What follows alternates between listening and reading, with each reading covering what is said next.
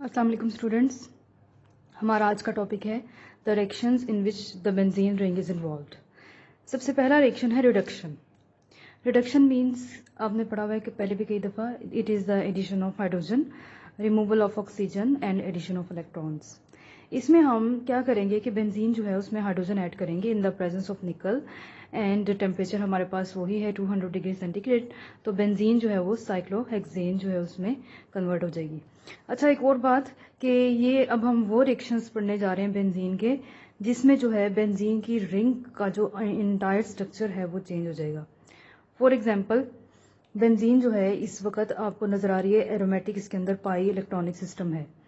तो ये जो सिस्टम है इन सारे रिएक्शंस के दौरान जो हम पढ़ने जा रहे हैं, ये एरोमेटिक सिस्टम डिस्ट्रॉय हो जाएगा और बेंजीन जो है किसी और रिंग जो है उसमें कन्वर्ट हो जाएगी।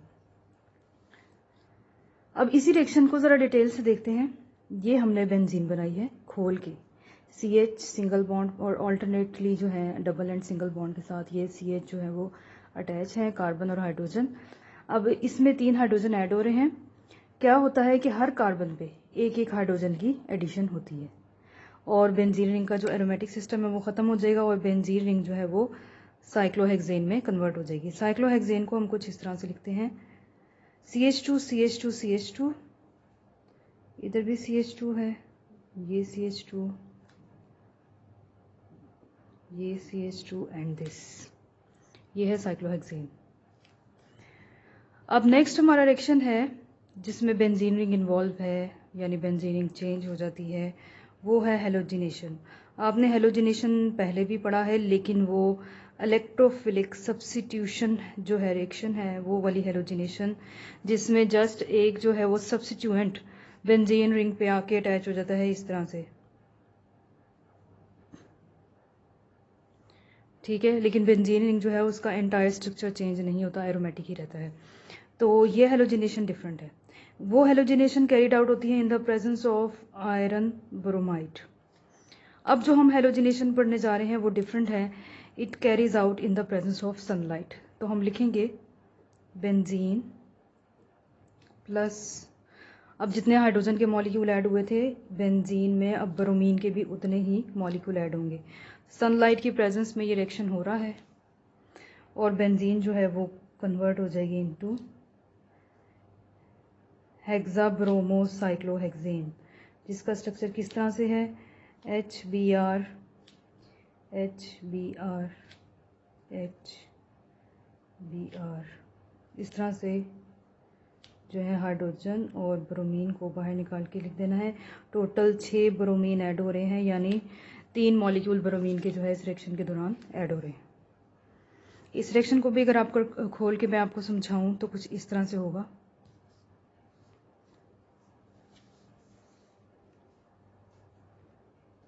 CH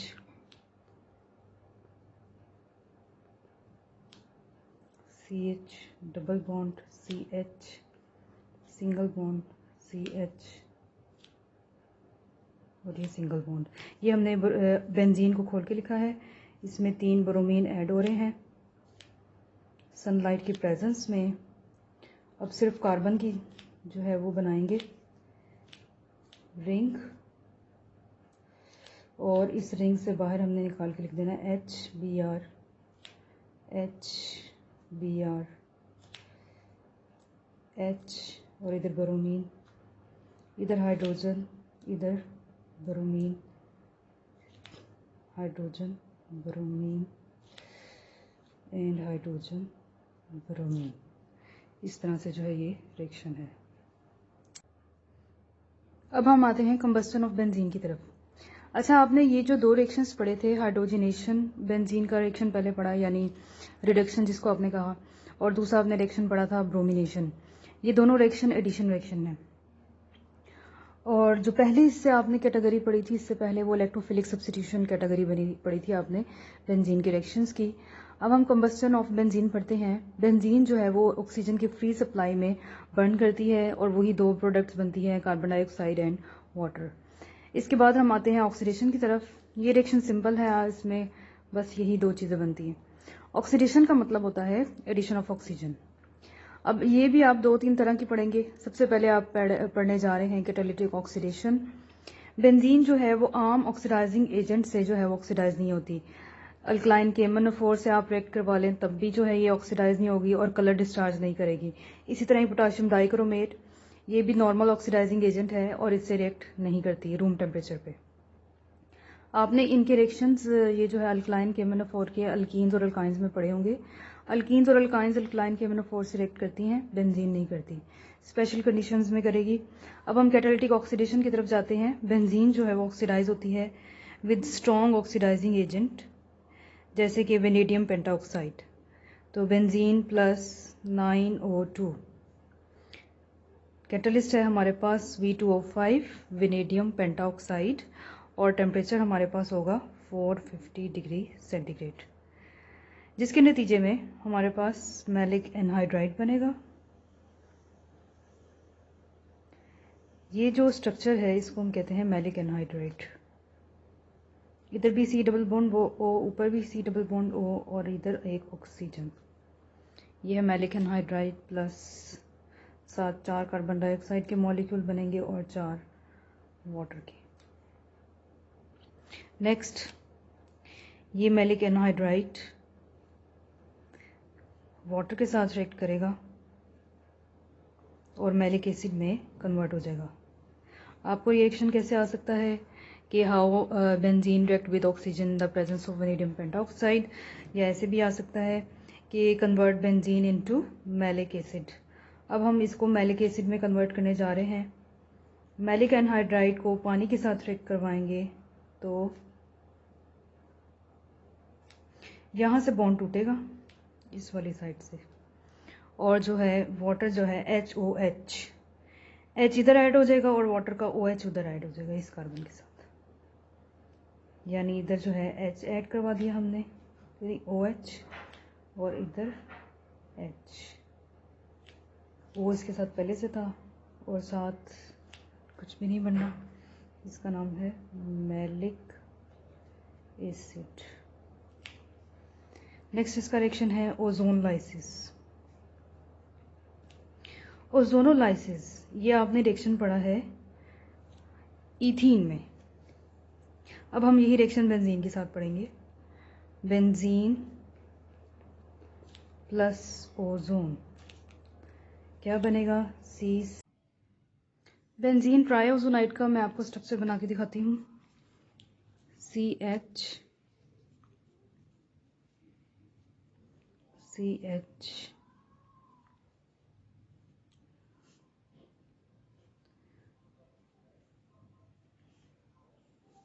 ये ऑल्टरनेटली हमने सिंगल बॉन्ड लगाए। और अच्छा, इथीन जब आप बना रहे थे तो तब सिंगल ओजोनाइड बना था और उसका स्ट्रक्चर अगर आप ये सारी चीज़ें हटा दें तो उसका स्ट्रक्चर कुछ इस तरह का था। फ़र्क ये था कि इधर भी CH2 था और इधर भी CH2 था। अब ये ट्राइओजोनाइड बन रहा है तो ट्राइओजोनाइड का मतलब है 3 ओजोनाइड बनेंगे और 3 ओजोनाइड हम कुछ ऐसे ही बनाएंगे। इथीन से मिलते जुलते हैं अगर आप गौर करके देखें तो। अब ये है बेंजीन ट्राइओजोनाइड। आपकी बुक में इसका स्ट्रक्चर नहीं दिया हुआ चूँकि ये मुश्किल है, कॉम्प्लिकेटेड है, इसलिए उन्होंने थोड़ा सिंप्लीफाई करके स्ट्रक्चर को लिख दिया है, यानी C6H6O9। बेंजीन ट्राइओजोनाइड मज़ीद आपने अल्कीन्स की तरह इसको जिंक के साथ रिएक्ट करवाना है तो ये 3 तरह का जो है 3 मॉलिक्यूल बन जाएंगे ग्लाइऑक्सिल के और साथ जो है वो वाटर। ठीक है, ये एक एल्डिहाइड है। इथीन में भी ऐसी था, इथीन की जब आपने ओजोन लाइसिस करवाई थी तो आखिर में एल्डिहाइड बना था। ये भी एक एल्डिहाइड है। तो ये फ़र्क है कि ये डाई एल्डिहाइड है, इसमें 2 एल्डिहाइड ग्रुप हैं।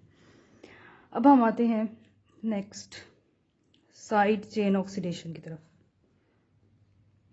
साइड चेन ऑक्सीडेशन,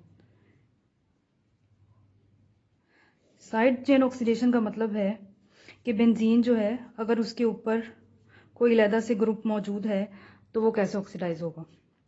अच्छा, बेंजीन वैसे तो अल्कलाइन KMnO4 के साथ बिल्कुल रिएक्ट नहीं करती या एसिडिफाइड KMnO4 के साथ रिएक्ट नहीं करती, लेकिन अगर इस तरह से कोई ग्रुप मौजूद हो तो ओनली वो जो ग्रुप है, मिथाइल है जैसे इथाइल है, वो एसिडिफाइड KMnO4 से आराम से रिएक्ट कर लेगा और कुछ इस तरह से प्रोडक्ट बनेगी। इधर हम लिखते हैं एसिडिफाइड KMnO4 हम कहते हैं पोटाशियम परमैंगनेट को, तो बेंजोइक एसिड बनेगा। या आपने नोमेनक्लेचर में इसका नाम पढ़ा होगा, बेंजोइक एसिड प्लस वाटर। अब इसमें एक और पॉइंट भी है कि जो साइड चेन ऑक्सीडेशन है उसमें चेन जितनी मर्जी लंबी हो, चाहे 2 कार्बन वाली हो 3 कार्बन वाली हो, प्रोडक्ट एक ही बनेगी। इसको करके देखते हैं।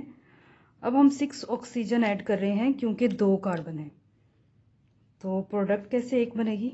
हमारे पास वो जो है रिएजेंट वही है एसिडिफाइड KMnO4। हम पोटाशियम डाइक्रोमेट भी इस्तेमाल कर सकते हैं। इसमें मैं बार बार बता रही हूँ, बेंजीन को कोई फर्क नहीं पड़ेगा, ये जो साइड चेन है वो सिर्फ ऑक्सीडाइज होगी, तो प्रोडक्ट वही बनेगी बेंजोइक एसिड।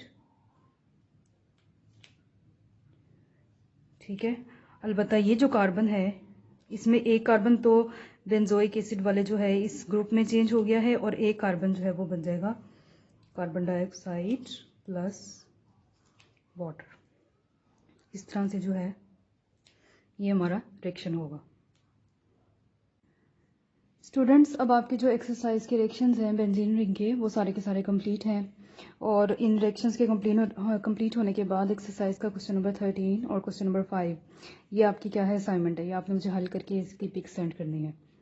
हमारा नेक्स्ट टॉपिक बेंजीन रिंग के बारे में है ओरिएंटेशन। ये हमारे चैप्टर का लास्ट टॉपिक है। ओरिएंटेशन क्या कहता है?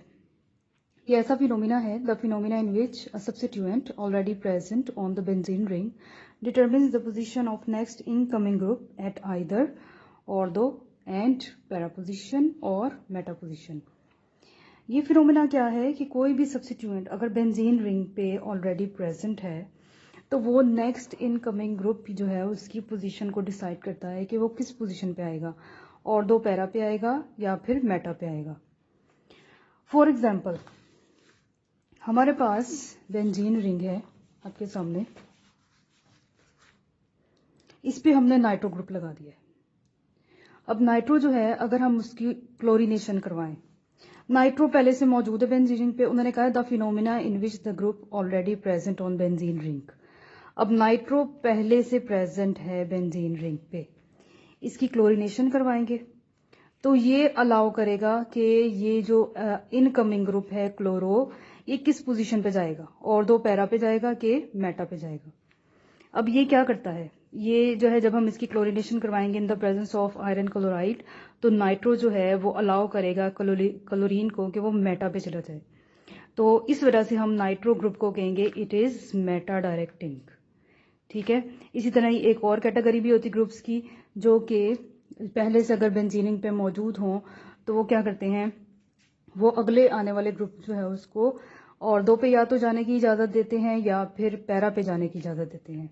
तो उस तरह के ग्रुप्स को हम कहते हैं ऑर्थो पैरा डायरेक्टिंग, और ये जो नाइट्रो ग्रुप की कैटेगरी है ये है मेटा डायरेक्टिंग।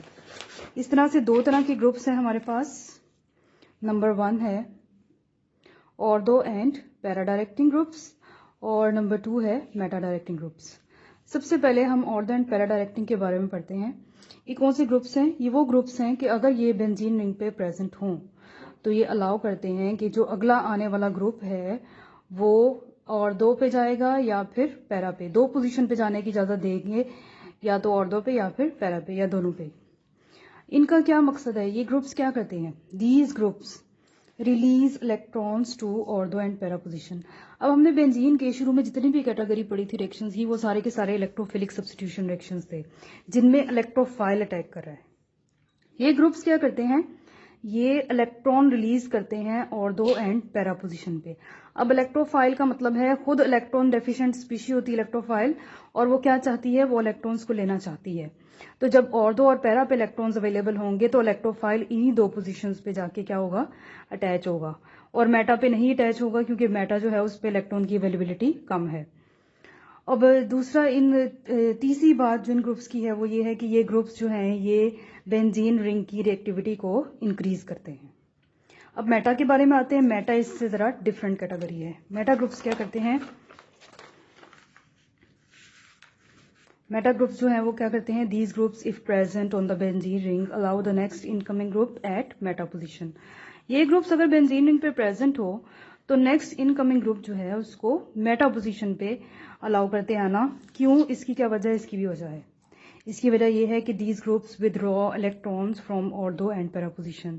ये उसके उलट है ऑर्थो और पैरा के।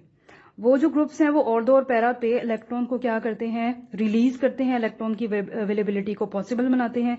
ये उलट है, ये इलेक्ट्रॉन्स को निकालते हैं उन पोजीशंस पे, इलेक्ट्रॉन्स की डेफिशिएंसी कर देते हैं उन पोजीशंस पे। फॉर एग्जांपल ये बेंजीन रिंग है और अगर इस तरह का कोई ग्रुप फॉर एग्जांपल नाइट्रो पहले से बेंजीन प्रेजेंट है तो ये ऑर्थो और पैरा पे इलेक्ट्रॉन की डेफिशिएंसी कर देंगे। पॉजिटिव चार्ज का मतलब क्या है? इन दो पोजीशंस पे इलेक्ट्रॉन डेफिशिएंट है। तो थोड़े बहुत अवेलेबल कौन से होंगे इलेक्ट्रॉन्स? मेटा पे। थोड़े बहुत अवेलेबल हैं मेटा पे, जहां पे जाके इलेक्ट्रोफाइल अटैक करेगा और उस पोजीशन से जुड़ जाएगा। तीसरी इनकी खसूसियत क्या है कि these groups decrease the reactivity of benzene. पहले ग्रुप के बारे में आपने पढ़ा था कि दीज ग्रुप्स जो ऑर्थो और पैरा है वो क्या करते हैं? Increase the reactivity of benzene. लेकिन ये इसके उलट हैं। ये ग्रुप्स जो है अगर प्रेजेंट हो बेंजीन पे तो ये उसकी रिएक्टिविटी को डिक्रीज कर देते हैं। अब इनकी एग्जांपल्स की तरफ आते हैं। Examples of ortho and para directing groups. ये हमारे पास सबसे पहला ग्रुप है ट्राइमिथाइलामीन। इसको हम कहते हैं अमाइनो, इसको हम कहते हैं हाइड्रोक्सिल। ये जो ग्रुप है इसको हम कहते हैं मिथॉक्सी। बाकी इन ग्रुप्स के नाम के से तो आप फेमिलियर होंगे, क्लोरो, ब्रोमो एंड आयोडो। अब ये ग्रुप्स अगर जो है बेंजीन पे प्रेजेंट हो तो ये अलाउ करेंगे नेक्स्ट इनकमिंग ग्रुप को कि वो या तो ऑर्थो पोजीशन पे आए या फिर para. Let's see an example. हमारे पास एग्जांपल है, आपकी बुक में भी लिखी हुई है कि chloro for example it is already present on benzene ring. अब इसकी हम जो है वो नाइट्रेशन करवाएंगे। नाइट्रेशन में भी आपको याद हो अगर आपने ढंग से पढ़ा है कि it carries out in the presence of nitric acid and sulphuric acid और टेम्परेचर हमारे पास होता है अमूमन 55 डिग्री सेंटीग्रेड। अब इस नाइट्रेशन जो है इसके ज़रिए हम क्लोरीन अब इजाज़त देगा नेक्स्ट इनकमिंग नाइट्रो ग्रुप को कि या तो वो ऑर्थो पे आए या फिर पैरा पे। ये पैरा है, साथ इसके दो वाटर मॉलिक्यूल्स निकलेंगे, ठीक है। तो इसका नाम होगा ऑर्थो नाइट्रो क्लोरोबेंजीन और इसका होगा पैरा नाइट्रो क्लोरोबेंजीन। इसकी एक और एग्जांपल कर लेते हैं मिथाइल के साथ। मिथाइल, इसकी मिथाइल बेंजीन जो है इसकी नाइट्रेशन करवाएं। अब मिथाइल ग्रुप भी ऑर्थो एंड पैरा डायरेक्टिंग है। इसकी नाइट्रेशन करवाएंगे इन्हीं रिएजेंट्स के साथ। इसमें हमें टेम्परेचर रिक्वायर है 60 to 70 डिग्री सेंटीग्रेड। तो इसी तरह दो प्रोडक्ट्स बनेंगी, ऑर्थो नाइट्रोटोल्वीन एंड पैरा नाइट्रोटोल्वीन, साथ इसके दो वाटर मॉलिक्यूल्स बनेंगे। अब इन ग्रुप्स का बारे में आपने एक और बात भी पढ़ी थी कि ये ग्रुप्स क्या करते हैं? These groups increase the reactivity of benzene. Increase कैसे? कि अगर आप 3 वॉल्यूम्स ऑफ नाइट्रिक एसिड लें and 3 volumes of sulphuric acid लें तब भी बेंजीन रिएक्ट कर लेगी। इसका मतलब क्या है कि बेंजीन जो है वो उसकी रिएक्टिविटी इंक्रीज हो गई है। तो 3 टाइम्स आपने इसकी इंक्रीज की रिएक्टिविटी। टोल्वीन है तो दोनों ऑर्थो पोजीशंस ऑक्यूपाई हो गई और ये पैरा पोजीशन जो है ये भी ऑक्यूपाई होगी। इस तरह की बेंजीन को हम कहते हैं 2,4,6 ट्राई नाइट्रो टोल्वीन। इस तरह से ये जो है बेंजीन की रिएक्टिविटी मिथाइल की मौजूदगी की वजह से इंक्रीज हो गई है। नेक्स्ट इनके जो ऑपोजिट ग्रुप्स हैं वो कौन से हैं? Meta directing. इनकी एग्जांपल्स आपके सामने हैं। ये है ट्रायल कालामीन, सायानो है, ये कार्बोक्सिलिक ग्रुप है, ये एल्डिहाइडिक है और ये एसाइल है। इसकी एग्जांपल्स आपने एक तो पहले पढ़ ली थी। वो एग्जांपल क्या थी कि आप जो है नाइट्रोबेंजीन जो है उसको क्लोरो से रिएक्ट करवा रहे हैं और in the presence of ferric chloride तो ये मेटा क्लोरो नाइट्रोबेंजीन बन रही है प्लस HCl। अब नाइट्रो ग्रुप जो है ये क्या करता है, it decreases the reactivity of benzene, और जब डिक्रीज करेगा तो इसकी भी नाइट्रेशन करवा के देखते हैं।